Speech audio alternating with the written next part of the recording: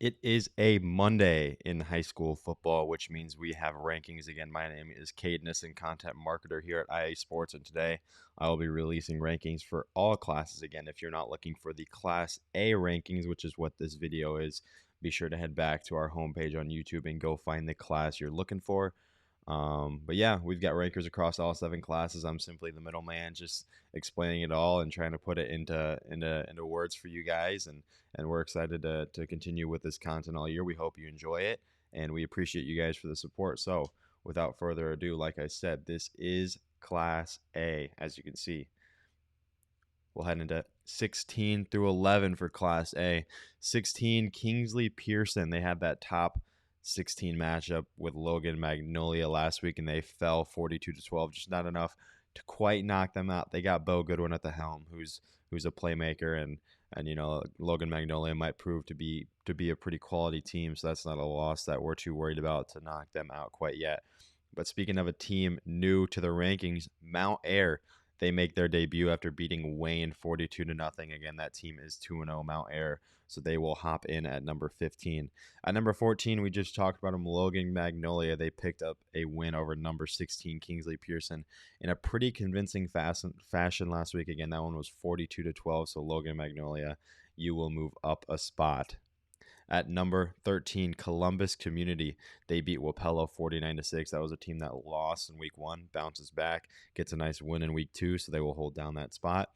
Also holding down their spot, East Buchanan beating Bellevue 40-21, another team that lost in week 1 and is able to now bounce back in week 2 and pick up a victory. So East Buchanan, you will hold down the number 12 spot. At number 11, dropping down one spot out of the top 10, and it's not because of what they did, it's more because of an impressive performance from a team behind them, Nashville Plainfield. They pick up a close victory over North Tama 22-20. Again, Nashville Plainfield beat Postville pretty convincingly in week 1, and now in week 2 they beat North Tama. So they will fall a spot down to number 11. But speaking of the team that took their spot in the top 10, hello, Lisbon. Lisbon 97-0. That's the combined score from the Lions. 2 victories thus far. That's pretty convincing. It was enough for our Class A ranker to jump them into the top 10. They put the stomping on the Wise and Muscatine, most recently winning by 55. That score was 55-0. 3 rushing touchdowns from Baylor Spidel helped lead the way, and 16 tackles for loss on their defense. Isn't too shabby either. Again, Lisbon 2-0, winning both games by a combined score of 97-0. Next up for them is 1-1 and number 13, Columbus Community. So a little bit of a test compared to the first 2 weeks for Lisbon, and this week we'll get to learn more about that squad. At number 9, Southwest Valley, and there's no other way to put it. This Timberwolves team's got punched in the mouth by South Central Calhoun. Everman Timmerman and company will look to bounce back this week against Grandview Christian, who is 2-0. So again, Southwest Valley, they lose to South Central Calhoun in that top 10 matchup by 47. So they're going to look to bounce back this week. St. Ansgar comes in at number 8, and if you remember, that was our week 1 team of the week, and they stayed hot this week, picking up an impressive win over North Union 42-7. Jace Schweisau completed 7 for 11 of his passes for 106 yards and 2 touchdowns. 100 of those yards went to Hunter Hillman, his favorite target this week. Sophomore Corbin Michaels, I'm not sure how you pronounce that, also returned a kick in the victory, and they'll get a chance to make a huge statement this week when they square off with the top dog in the class, number 1, West Hancock. At number 7, Maquoketa Valley. I think I'm going to talk about this guy every single week. Lance McShane. He is a dog. After 278 yards on the ground last week, the senior decided to top that performance, this time going for 326 yards on 29 carries and 5 touchdowns in a win over North Cedar. That kid's electric, and as long as he's going, Maquoketa Valley is going to keep going. They hold down that number 7 spot, and they will get to make a little bit of a statement this week. They got number 12, East Buchanan. East Buchanan, again, a team that we had pretty highly ranked preseason, falls in week 1. They're still in our top 16, so that's going to be a good matchup, number 7 versus number 12 in Class A this week. At number 6, our team of the week in week 2, making a statement, South Central Calhoun. The Titans went on the road and beat then top 5 Southwest Valley 47-0 on the road. That's extremely impressive. Quarterback Gavin Bada, I talked about him before. He's one of my favorite players in the state. He was 11 for 18 for 206 yards through the air. And Brock Natras had 8 carries for 117 yards and a score. The Titans' defense was a story, though. I mean, this Southwest Valley Timberwolves running attack was pretty fierce and highly touted coming into this one, but they averaged just 3.2 yards per carry on 33 attempts.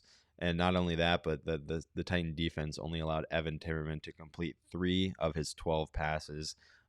So South Central Calhoun really making a statement in week 2. They jump up 3 spots and earn our team of the week.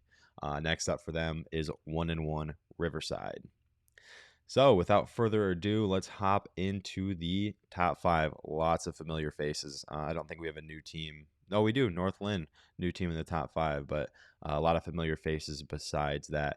Woodbury Central, they moved down a spot again. Second week in a row, they moved down a spot. And their game against Westwood, they picked up the victory, but it was 19-14 going into the fourth quarter. The Cats would pull away in the final 12 minutes, winning 39-22. Zach Butler went 28 for 234 on the ground with 5 touchdowns, including a 77-yarder. And Eric McGill, one of the more talented receivers in this class, caught 5 for 77 yards and a score. And Woodbury Central will get to make a statement against 2-0 and quickly rising number 14 Logan Magnolia. Again, that's going to tell us a lot about both schools. And really, people are probably going to say, why does Woodbury Central keep dropping for winning? It's really nothing to do with them. It's more about the teams behind them putting up more convincing victories, if that makes sense. It's still so early in the year. It's hard to gauge these teams. So winning margin matters in this case for some of our rankers. They value that more than others. And in this case, Woodbury Central, they drop a spot just because the team ahead of them, Northland, picked up a 60-point win over Postville. Again, they move up 2 spots into our top 5. Senior Brecken Bettenbender scored a touchdown all 4 times he touched the ball, 3 on the ground and 1 through the air. And Northland also recovered 5 Postville fumbles and had 13 tackles for loss. So convincing win for Northland. They hop up a few spots. They've had two quality wins, week 1 over Albernet and now week 2 convincingly over Postville. So that was enough to make them jump up a few spots. And next up for them is 2-0 Starmont. At number 3, Madrid. Have a day, Preston Wicker. The junior quarterback had 2 passing touchdowns and 4 rushing touchdowns with 147 yards on the ground. He was a part of a trio of Tigers that had 90-plus yards on the ground. Tyler Fuller is one of the more elite running backs in that class. He was a part of that trio as well. And Madrid, again, a team that our Class A ranker has a lot of stock in, really high in. They get number 15, Mount Air, next. Again, Mount Air, new to our Class A rankings, so that's going to be a fun one, going to be an interesting one. And nevertheless, Madrid gets a top 15 matchup this week. Number 2 and number 1, no movement either. Same with Madrid at number 3, but Linville Sully, nothing extraordinary in the stat book for the Hawks this week, but nevertheless a convincing win over North Mahaska, 48-0. Linville Sully forced 4 turnovers in the win, and they get 2-0 Pleasantville next. At number 1, West Hancock. Back-to-back dominating wins to the Eagles, this time 60-0 over Belmont. Clemmy not really tested yet, have West Hancock been. Mitchell Smith was perfect, 5 for 5 through the air for 117 yards and 2 touchdowns. And the West Hancock offense averaged 13.1 yards per carry on its way to 368 rushing yards. That's not too bad. This Eagles offense has put up 115 points over the last 2 weeks, which equals about just over 57 points per game.